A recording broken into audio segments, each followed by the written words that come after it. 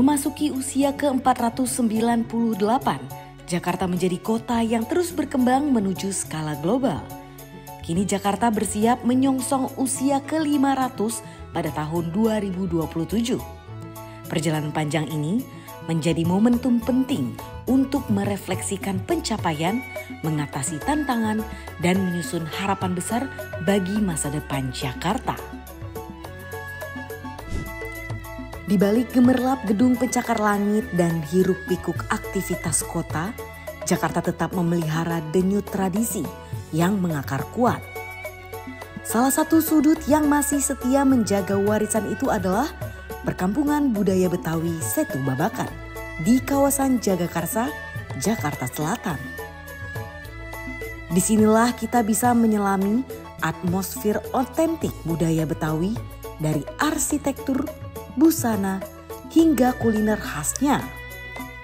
Salah satu ikon penting adalah Museum Betawi Setu Babakan yang menjadi jendela bagi siapa saja yang ingin mengenal lebih dalam kekayaan budaya Jakarta. Perkampungan Budaya Betawi itu merupakan satu kawasan di mana waktu itu dibentuk tujuannya untuk pelestarian budaya Betawi. Jadi satu kawasan di mana memang masih dihuni oleh masyarakat asli Betawi, sehingga kegiatan pelestariannya itu tidak hanya dilakukan oleh pemerintah sendiri, tapi sama masyarakatnya juga ikut turut serta. Kalau untuk sekarang, kawasan Perkampungan Budaya Betawi yang berada di Seng-Seng Sawah Jagakarsa, Jakarta Selatan itu memang ditetapkan melalui Peraturan Daerah Nomor 3 Tahun 2005, ditetapkan seluas 289 hektar. Di mana memang area tersebut ini dihuni gak hanya oleh dan dimiliki nggak hanya oleh pemerintah Provinsi DKI Jakarta aja, tetapi juga dimiliki oleh masyarakat. Gitu. Jadi hampir 80% area tersebut adalah milik masyarakat yang ditinggali sampai saat ini.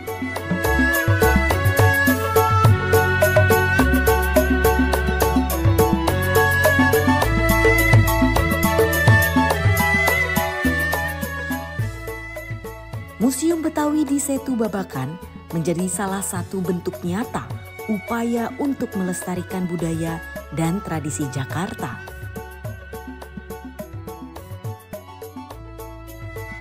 Di tempat ini, beragam ikon ditampilkan, mulai dari rumah adat Betawi, pakaian adat, alat musik tradisional, perabot rumah tangga khas, hingga kuliner legendaris Betawi. Oke, kalau untuk pendirian Museum Betawi didirikan itu tahun 2015 bangunannya. Tapi pada saat itu fungsi bangunan memang masih digunakan untuk kantor unit pengelola kawasan Perkampungan Budaya Betawi. Nah, pada 2017 barulah dibentuk tata pamer yang bisa dikunjungi oleh masyarakat tahun 2017 bertepatan dengan Lebaran Betawi yang dihadiri oleh Bapak Presiden Joko Widodo pada saat itu. Pada saat 2017 memang baru satu lantai yang ditata untuk tata pamer, kemudian berkembang terus-menerus hingga saat ini. Nah, saat ini memang satu bangunan digunakan full untuk Museum Betawi. Jadi di Museum Betawi saat ini ada 4 ruang tata pamer, ada galeri 8 ikon budaya Betawi, ada galeri pengantin, ada galeri rumah Betawi, dan galeri pameran temporer gitu. Jadi fungsi bangunan saat ini sudah full untuk Museum Betawi.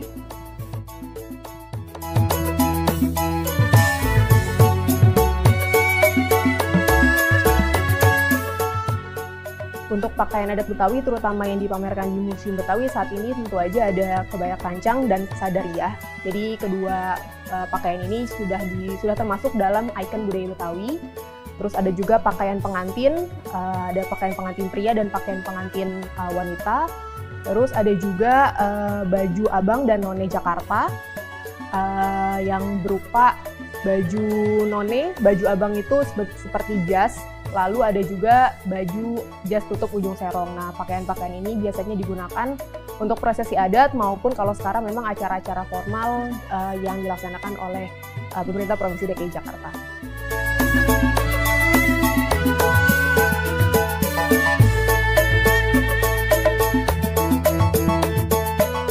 Saat melangkah ke dalam museum, kita akan disambut oleh deretan pakaian adat Betawi yang syarat makna. Ada 3 jenis utama, busana sehari-hari, pakaian resmi, hingga pakaian pengantin.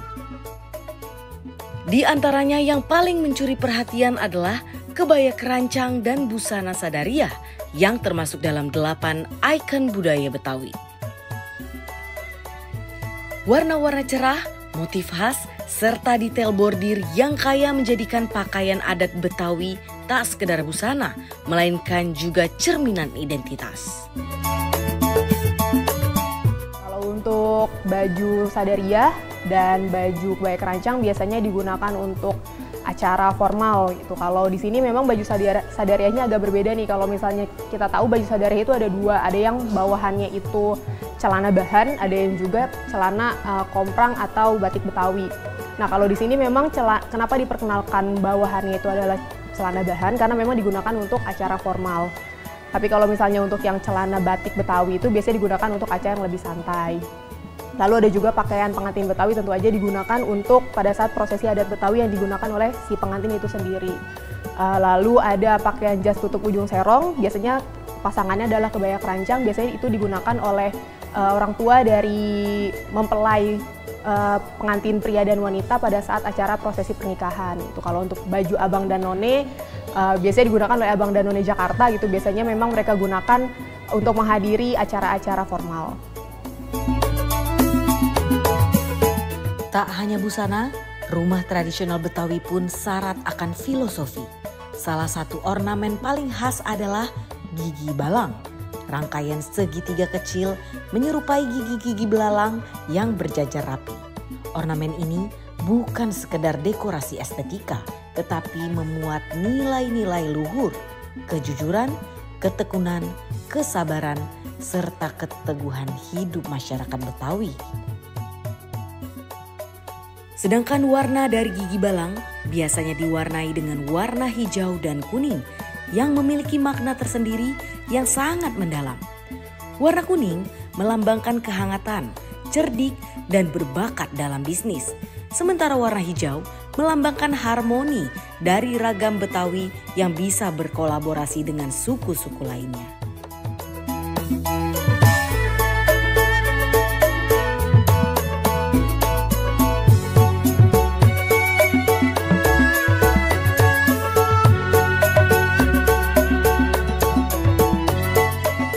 Balang merupakan salah satu bentuk arsitektur dari rumah Betawi.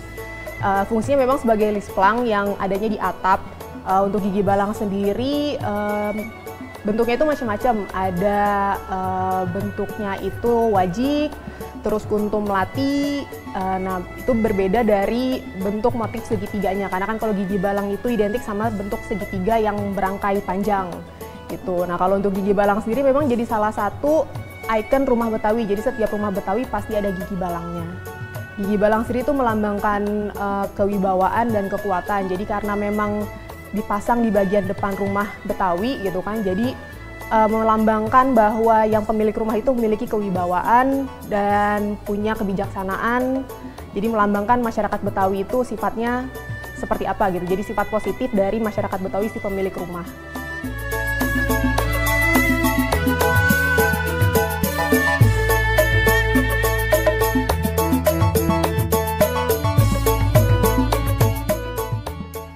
Tak jauh dari sana, terdapat ruangan yang memamerkan alat-alat musik tradisional Betawi seperti gambang kromong.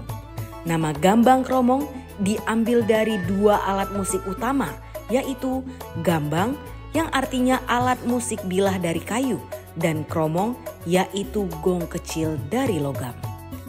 Selain itu, ada pula alat musik lainnya seperti kongahyan, tehyan, sukong, gendang, kempul, gong, krecek hingga ningnong.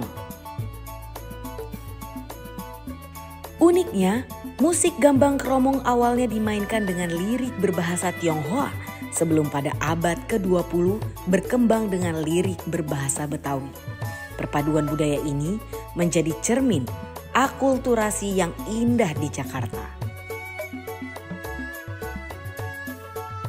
Oke, gambang kromong itu merupakan alat musik tradisional Betawi. Itu alat musiknya terdirinya sebenarnya banyak, tapi karena namanya gambang kromong, pasti ada gambang dan ada kromongnya.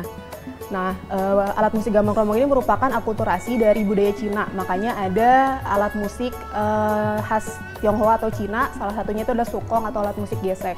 Nah, itu jadi salah satu ciri khas dari gambang kromong. Nah, biasanya kalau gambang kromong dulu memang hanya digunakan untuk ritual adat atau upacara adat seperti pernikahan, terus khitanan, atau ada pelaksanaan nazar.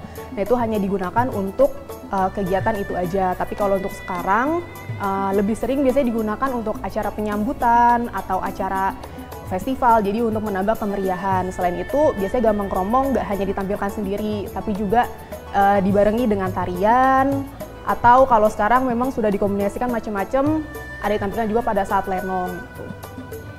Alat musik gambang kromong dipertunjukkan pada saat upacara adat gitu. Kalau dulu tadi ya seperti pernikahan, terus khitanan atau nazar. Kalau sekarang memang fungsinya sudah lebih kebanyak untuk memeriahkan acara, untuk membuka acara, untuk kegiatan. Kalau sekarang mungkin festival budaya Betawi pasti menampilkan gambang kromong.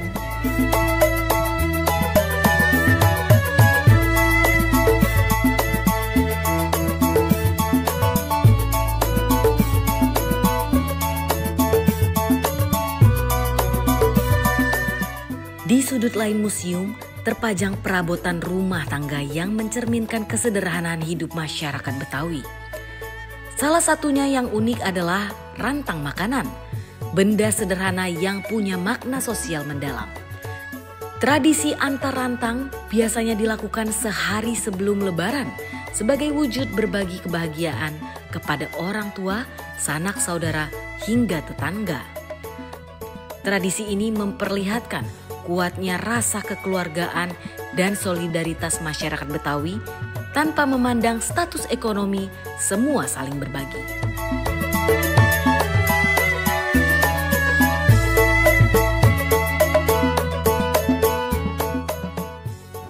Perabotan khas Betawi sebetulnya perabotan bentuknya itu masih kita bisa temukan hingga saat ini gitu, karena kan memang suku Betawi itu termasuk suku yang masih ada hingga sekarang. Jadi jenis-jenis perabotannya pun masih ada. Jadi kalau misalnya yang khas dari masyarakat Betawi, mungkin salah satunya adalah rantang gitu ya. Di rumahnya ada rantang, terus di rumahnya ada pane, atau ada juga lemari untuk menyimpan makanan. Nah, itu jadi salah satu kekhasan perabotan rumah Betawi. Dan ada juga kursi lenong. Kursi lenong itu khas banget Betawi, biasanya ditempatkan di depan rumah Betawi atau di terasnya.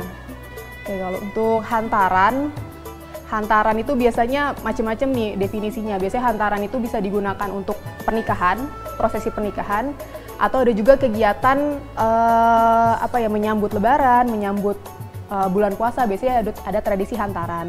Kalau untuk di bulan puasa atau Lebaran, sebenarnya hantaran itu adalah sebagai bentuk toleransi atau sebagai bentuk kebersamaan antar tetangga biasanya. Jadi saling memberikan hantaran gitu, ganti-gantian dari satu rumah ke rumah lain itu akan ganti-gantian mengirimkan hantaran, bisa dalam bentuk rantang, bisa dalam bentuk baskom gitu. Jadi mereka akan diisi dengan makanan-makanan jadi yang biasanya dikonsumsi pada saat Lebaran ataupun bulan puasa. Nah, kalau untuk hantaran dalam prosesi pernikahan Betawi itu memang bentuknya beda, ada dua. Kalau di sini memang koleksi yang kami tampilkan itu ada sie, ada juga tenong.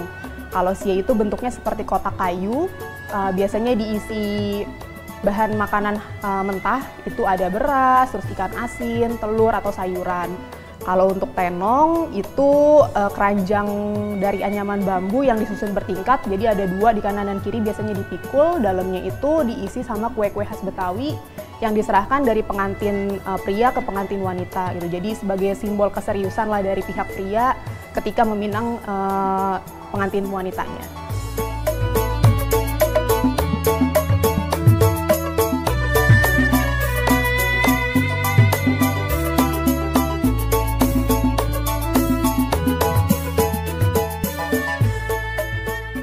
Harapannya semoga Jakarta bisa menjadi kota yang semakin ramah untuk warganya, bisa menyejahterakan warganya dan bisa memenuhi kebutuhan masyarakatnya gitu, dan bisa terus maju sehingga bisa mewujudkan kota Jakarta, kota global dan berbudaya. Karena saya bekerja di unit pengelola kawasan perkampungan budaya Betawi, tentu aja kami ingin budaya Betawi itu tetap lestari. Jadi tidak hanya upaya dari salah satu pihak aja, tapi kami juga ingin mengajak masyarakat ataupun pihak lainnya untuk ikut melestarikan budaya Betawi, karena kalau untuk sekarang budaya yang menjadi kekhasan Jakarta adalah budaya Betawi. Lebih dari sekedar museum, Setu Babakan adalah ruang belajar yang hidup, tempat kita memahami akar budaya, filosofi, hingga tradisi masyarakat Betawi yang begitu kaya. Inilah wajah Jakarta yang sesungguhnya, maju, global, namun tetap berbudaya. Selamat ulang tahun ke-498 Jakarta, teruslah menjadi kota global yang tak melupakan akarnya.